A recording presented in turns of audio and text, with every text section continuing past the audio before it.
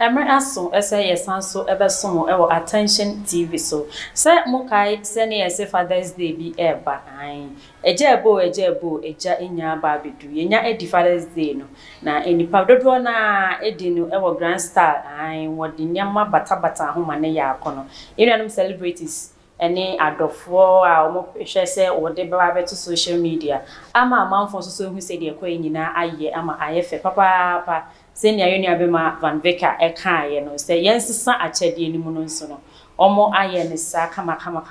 na eno enenam so ema Yoni Abema kwa kese ai wonyo se fa wonsa bo wadwe hu wono waba abontin ama bekasa na ne ntama wo kenyina no.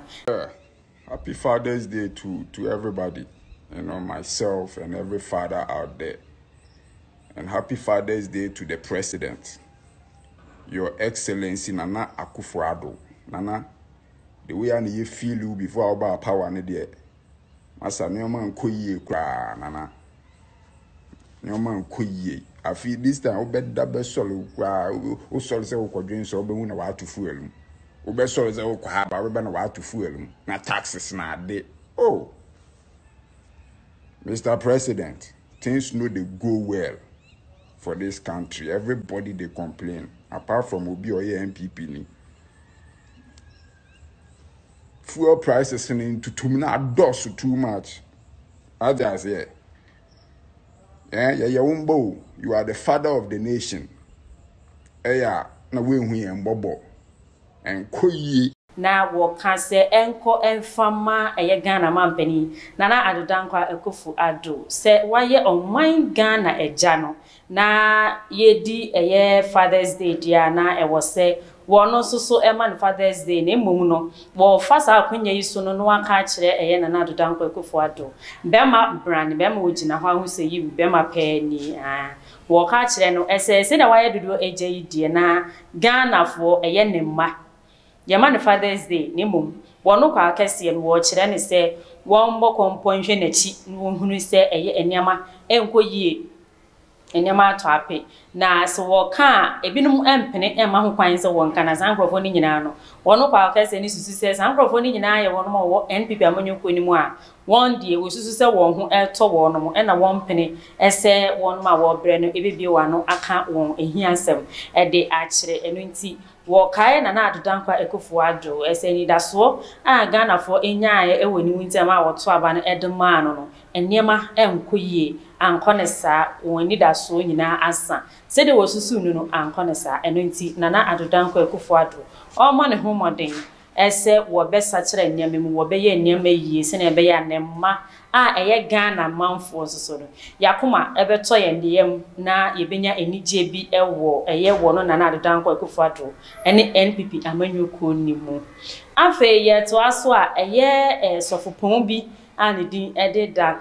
Howard Mills waka ensem bi a ensemi enye enne asem asem dada de enso no akwotwetwe ensem bebre ede aba ene se wone ne manfo anase na sorima ehyiemu na ehyiemu ni mu no ase se ne wo preachi eja aya asofo e wo preachi a wotimi ema scenarios mi kire se wotimi ma emfato ho bi kire eye nyame asem na wo Bible ni mu na wakotu no wo kire mu ede totototo nipa abrabo ho ede kire asori ema se ebe ye no wo bete Bible na se yie anase eni ebeda ho ede ama wo no na fei wo bobre bi nso so a wahu se obre ya me boyi no de ewo Bible mu no eno eni nipa ya setene mu abrabo ntina wo se me hwe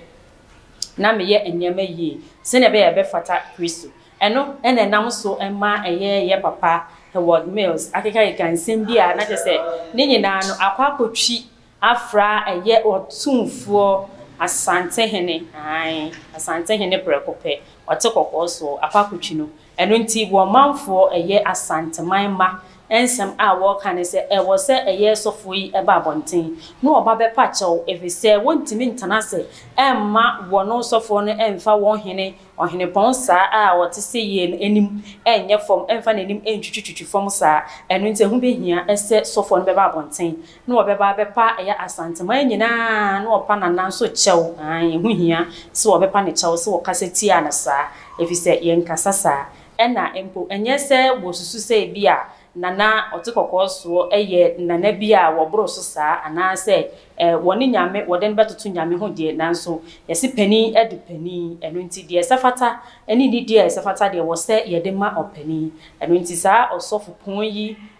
Howard Mills woni hu kwan ese wotimi kasa etia otumfo ewo saa kwan no so enti na ni nyina ene se asantefo ehwe kwan ese wo beba bepa eye otumfo chew na eneme nyina atoto so totin anya saa de a ene na sorry Lighthouse Chapel wontimi emie bi na ne wabie wo eye kumase no ni nyina wo betutum bompene ema na sorry bia enkoso ewo asantememu afei asori mani bi nso di ho abobo kasa ese se enema ekosa de a ene na wontimi susu ensi asori dem se woko akwakosom nyame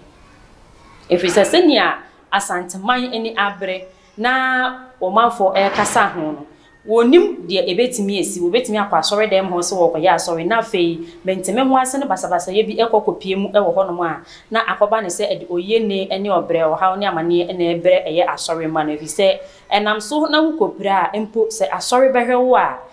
wo yawo ne de wo awuridiem na wo beje no enu nti se ente ase anya adwuma na se wo peninkese entimi ankwa akopa na chaw de a ene na wosusu se wonso wontimi ensi empo se asantefo ma ho kwan empenifo ede enyama tutu akwan mu bo ma ho kwan se yo wakase tia na de nanso ne nsori ne de ebekoso aye adwuma kra na asori mane se won de wo yam ahyehye wo no mo enu nti wonhwe se wo ba bepa chaw na asumdwe aba na wono musoso obowura ho se wo sum nyame a ebeye enije ne ahokeka ene wodi bewura ho ede akwakosum nyame eno nti ensemi ena mede ebesom ewo Attention TV so munua ba ma me da kwade bia me kai wo esesa won subscribe ya bomoden na subscribe like na share na odofobi so enya ensem de a etwegu ewo Attention TV so ni bi share se na be ya ye nyina ye bi hu se de betutu ya namon ewo omai pomponi Ghana mu efa ensem a etwegu nyina Behu a ayefe a mede nsemi ababesumu nyina efi Vanish Collection. So pe Vanish Collection echi kwan ya wo agape do agape a. Friend number yi na sawo fra wo beje wo so fefe 0244 755748 0244 755748 wo besumu osumpa na wonso hu ayefe se dia me hu ayefe ya ma ba besumu kama wunu aba ma me da kwan ha ena medemu ebesi medamase ema mumu enihwe